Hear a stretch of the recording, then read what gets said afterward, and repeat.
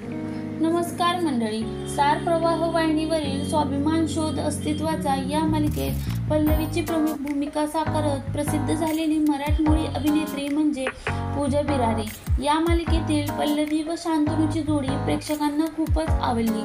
पूजाने आजवर अनेक सुप्रसिद्ध नाटक, मालिका तसेच चित्रपटात महत्त्वपूर्ण भूमिका साकारत प्रेक्षकांना आपलंसं करून घेतलं आहे। परंतु तिच्या खऱ्या आयुष्यातील हिरो कोण हे अजूनही अनेक जणांना माहीत नाही। चला तर मग जाणून घेऊया कोण आहे तो अभिनेता व काय आहे संपूर्ण माहिती।